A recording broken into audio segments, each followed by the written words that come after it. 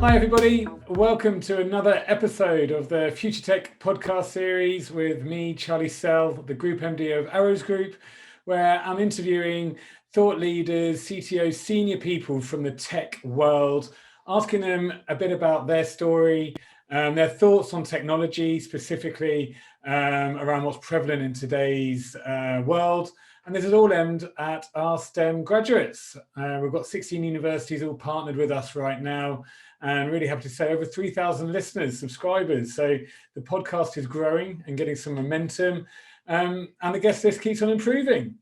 So really happy to introduce Justin Walker. Hi, Justin. Hey, Charlie. How are you today? Yeah, good to be here. Nice to break away from the monotony of the regular lockdown activities at the moment. Oh, I couldn't agree with you more.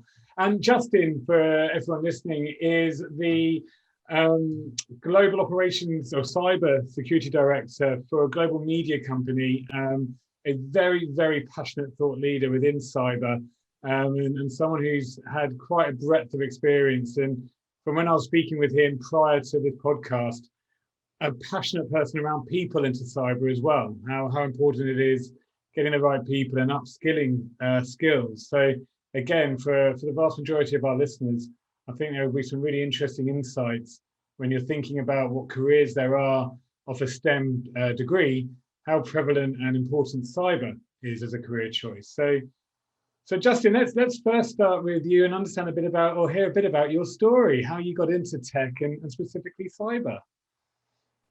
Yeah, so I suppose if we go way back, probably don't want to bore you with the real details, but I mean, essentially, I suppose, leaving school, I wasn't really sure what I wanted to do, as I'm sure a lot of people aren't at that point. And I actually went straight into working for a large financial institution while I was sort of trying to figure out what it was that I wanted to do. And just by chance, I ended up in an IT role, sort of working shifts and doing out of hours work with sort of learning on the fly and doing a lot of in-house training and that type of thing. And I suppose that's where I really developed an interest for technology in general. And that was all the way back in 1997. So since then, I've actually done an array of jobs in, looking at more project management, looking at sort of more client relationship and that type of thing. And I think really for me, my calling always seems to have come back to operational type of roles. And I think it's just by the nature of what operations brings to the table, in that you're hardly ever going to be bored, and you can't really control how fast or slow you want to work. It really depends on what's burning at the time that you have to deal with. And often you have to make decisions in a really short amount of time with limited information. But what that does do is equip you with a lot of experience going forward, because sometimes it's easier to build something from scratch than to fix it when it's already there. And within operations, a lot of the time, something is broken that needs to be fixed, and people need to think on their feet when it comes to that. So, I ended up looking after a fairly big global network at one point in time. And that was just absolutely crazy, just by the nature of networking. Everything runs on a network of some sort. So if something breaks, generally you always operate in the theory that you are guilty until proven innocent. So you get called into every single problem that you need to solve.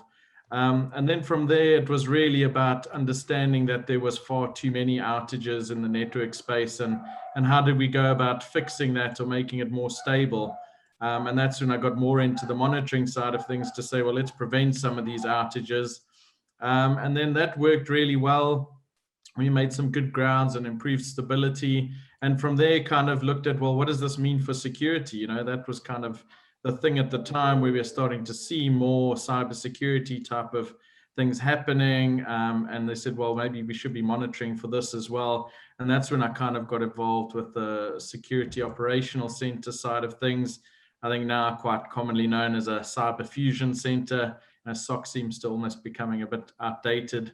And then, worked with some pretty big companies in that space. And then ended up where I am now, and sort of working with a really good team and working to deliver the best possible protection we can where we are at the moment. So yeah, it's been a really good journey. I certainly enjoy coming to work every day, and there's plenty of challenges to be had. Well, fantastic, and that's what it's all about, really, isn't it? Being able to actually enjoy what we do. This is quite a privileged place, but I've always found that if you have an interest, a genuine interest in STEM subjects or just technology in general, it is a place that can be really rewarding because it's so diverse, isn't it? So you can find part of that entire industry that rings true. And I know, again, when we're looking at cyber. And a conversation we're going to focus on predominantly is the sort of rise and impact of ransomware, which, again, I can imagine working for a global business, is super prominent as an issue. What types of people? Or let's start with ransomware first of all. Maybe you could talk a little bit about why you think it's such a prominent part of the cybersecurity landscape right now. Yeah, well, I mean, I suppose, if you really go back to basics, ransomware has been a fairly profitable way for bad actors, if you like, to be able to make money out of enterprises. And I think,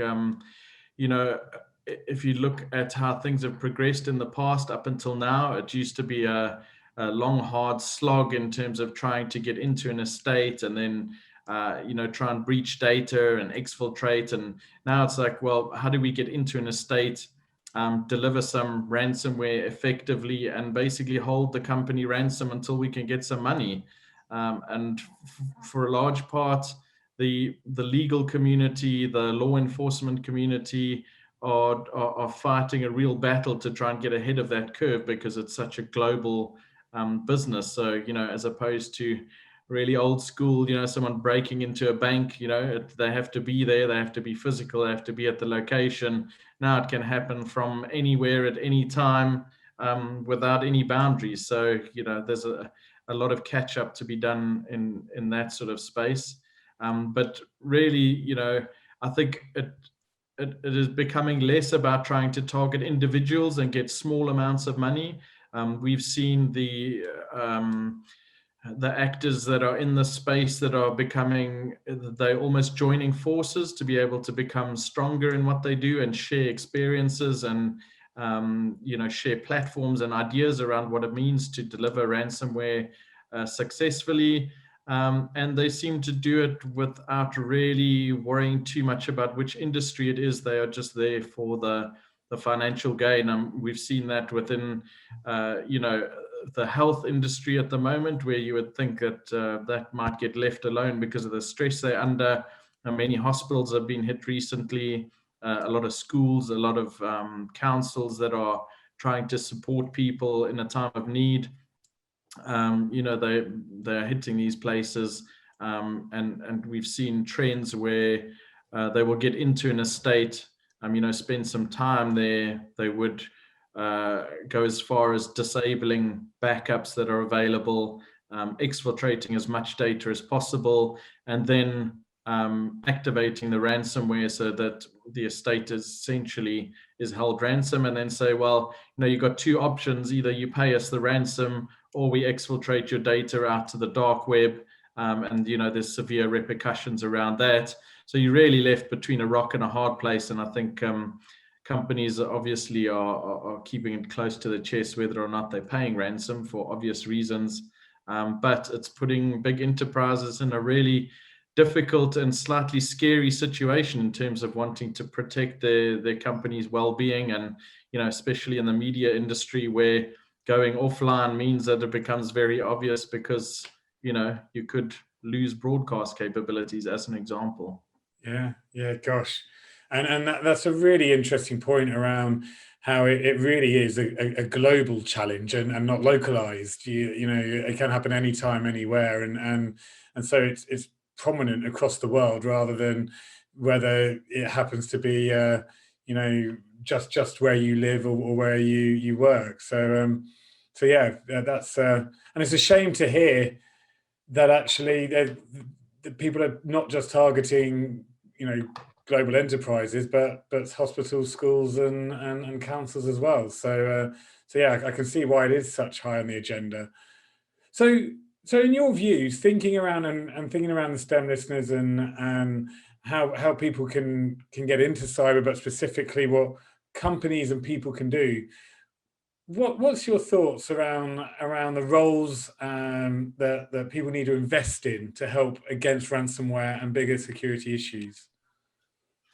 Yeah, well, I mean, I think what we're seeing globally, and certainly I feel it being in the industry, is that, I think we've been talking about a shortage of cybersecurity skills for, a good few years, and the demand for cybersecurity skills far outweighs the ability to get people into those environments. And not only that, some of the skills that we do have now are fairly new and rare skills. If we look at specific technology in the automation space, some of those tools have only been around 2 or 3 years. So, you can't go out and say we're looking for someone with 10 years experience in that field. You've got a very small pool of people all doing that field that you're saying, well, the really good guys, you've got to hang on to them really tight to make sure you can keep the lights on and progress in what you're doing. Because to bring someone new on board and train them up from scratch is, that can put you back 6 months in terms of what you're wanting to achieve. So, really holding on to your staff, looking after them and making sure they're well trained is a very key aspect to what we're doing. Staff retention is difficult because the demand is there and people are willing to pay. So apart from just having somebody fill a seat, you really want people to be happy in what they're doing, that they're challenged and on a daily basis doing what they signed up for. Yeah, and again, I couldn't agree with you more. The retention piece within, well, for every industry and every company and every job role is so important. But again, one of the wonderful things I think about technology is how it is continually evolving. So actually, as a person entering the world of technology, you've got an opportunity to be a market leader within 3 to 5 years if you're picking the right fields, because it's evolving and you've got the same chance as people who've been in the industry for a long time. But you've got to be passionate about it, don't you? I think that's the bit that is also important, is you should have a genuine passion for what you do and feel like you're being challenged, I guess. Yeah, and I think from an outsider's perspective, it can sometimes feel a bit daunting that it's like too complicated and too much to all learn at once. Where do I start? Where do I, how do I get to the point where I go, I'm a cybersecurity person? I don't think that happens overnight for anyone, but there's also this, it's not magically a different thing. It's all based on IT. It's all based on infrastructure. All the bits and pieces that make up technology that we already know about, whether it be, software, hardware, networking, just general understanding of technology and infrastructure puts you in a pretty good place for cybersecurity, because essentially, picking out vulnerabilities to be able to get into an environment, or understanding how a network works to be able to get onto it, all of those type of things is what you really need to get started. So I think, one thing I found when I sort of moved firmly into the cybersecurity space is it genuinely is a sharing community. And I think the more you get into it, the more you understand that there's lots and lots of information and lots of people that are willing to share and encourage and help guide people to get into the right place. And the amount of roles that are available within cybersecurity itself are becoming wider and more prevalent all the time. So before, when there might have been, maybe what was seen as a handful of jobs, there's now, plenty of different types of roles that, can maybe chat about one or two of those, and sort of what they look at and what they do. That gives you quite a lot of variety and also room to grow and learn for quite a long time to come in your career. Yeah, and actually that would be a great thing. Maybe we could pick one or two of the roles that you see are probably the rising prominent, with over the next 3 to 5 years. Yeah, so I mean, one of the things that we always need is our sort of incident response type of people and our analysts, and they kind of, from an operational perspective, they really sit on the front line. So, we're kind of working back to front in the thinking from an incident response perspective, in that these are the guys that sit on the end of all of the tools that are put in place. So they would be manning your endpoint detection and response type of tooling, investigating anything that might be, look malicious or that type of thing. But, they're really key to the business. And I think there's always been a drive to get analysts and incident responders into the business to be able to start doing that and hunting and making sure that businesses are safe. And I think that is right and valid. And I think one of the things that we're starting to see now is that obviously you need a team of people that can fine tune, build, and automate for those incident responders to make their lives easier. Initially the incident response type of folk were just inundated with so many different type of alerts and investigations, and a lot of it ends up being a false positive, which isn't really good for morale or motivation when oh, this could be something and no it's not. People tend to want to stop looking. So we certainly need a certain level of paranoia where people see everything as potentially malicious, so we don't overlook the one bad thing that probably is.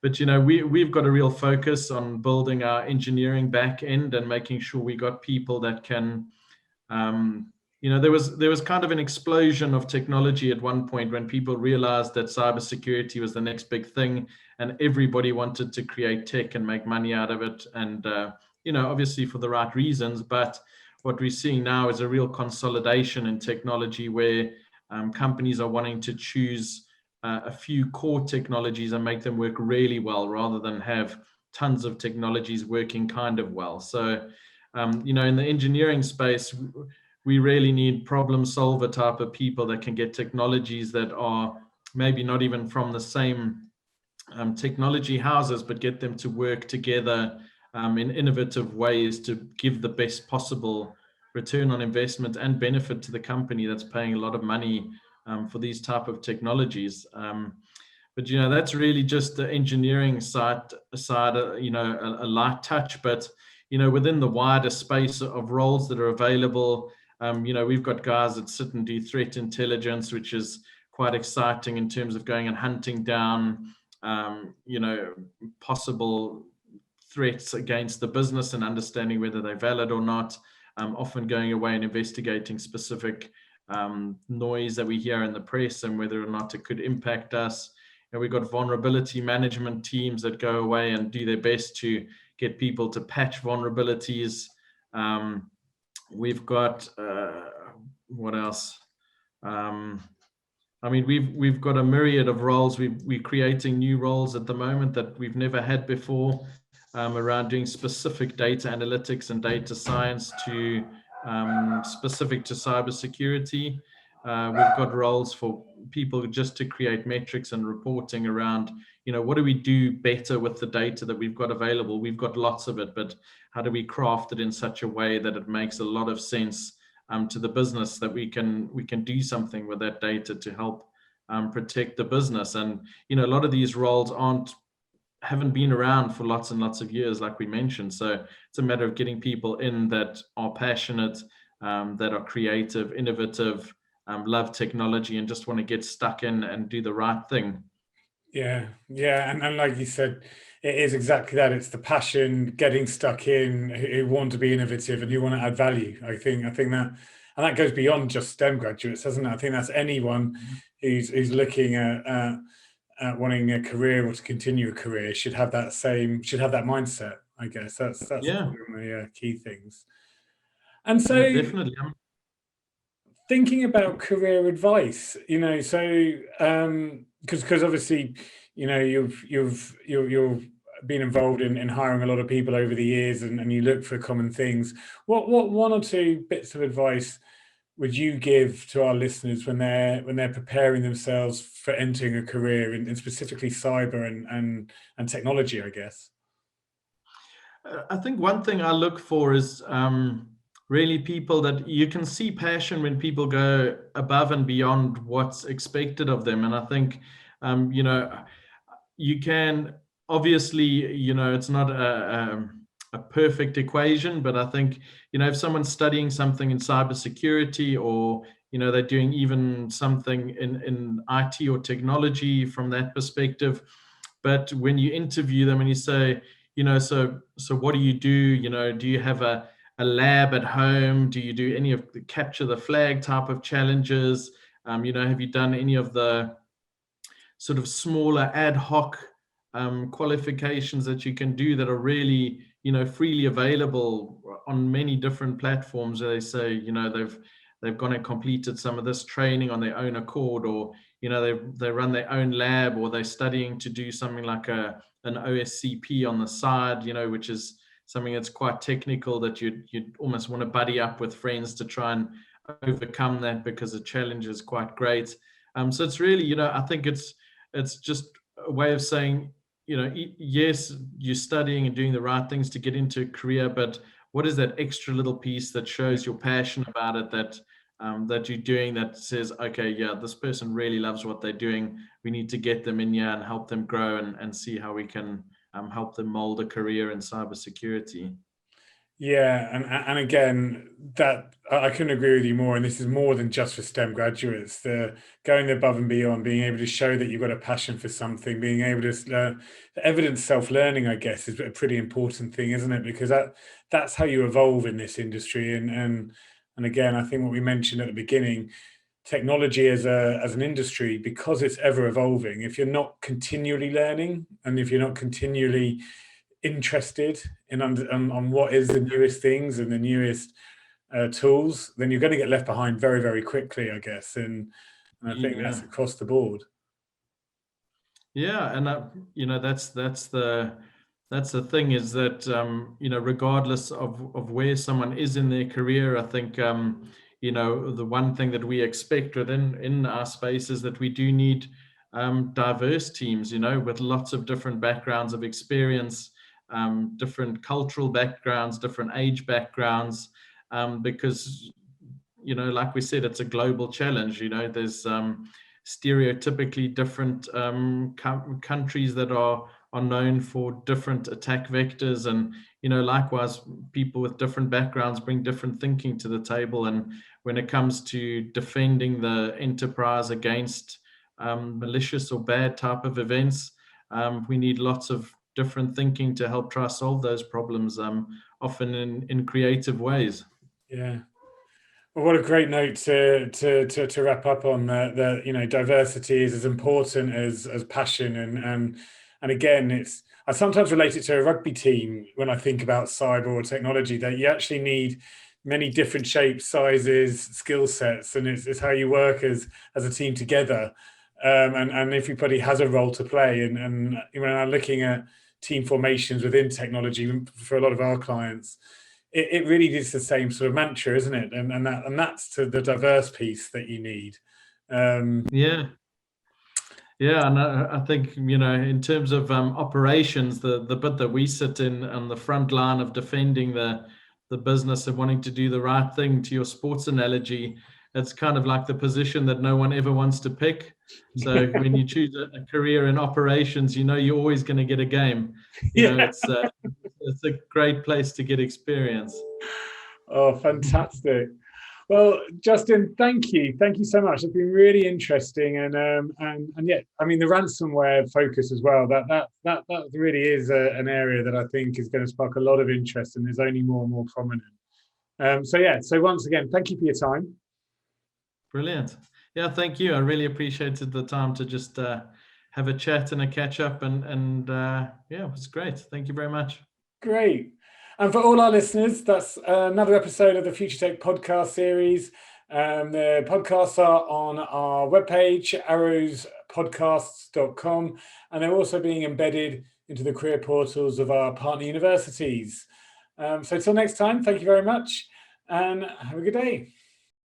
Thank you for listening to Future Tech with Charlie Sell, a podcast from Arrows Group Global. Please subscribe to this podcast so that you never miss an episode. Arrows Group is a global technology recruitment and workforce solutions provider who focus on people at the heart of all our interactions. With in-depth technology expertise and global candidate communities, we offer bespoke solutions to every client and candidate. To find out more, visit arrowsgroup.com.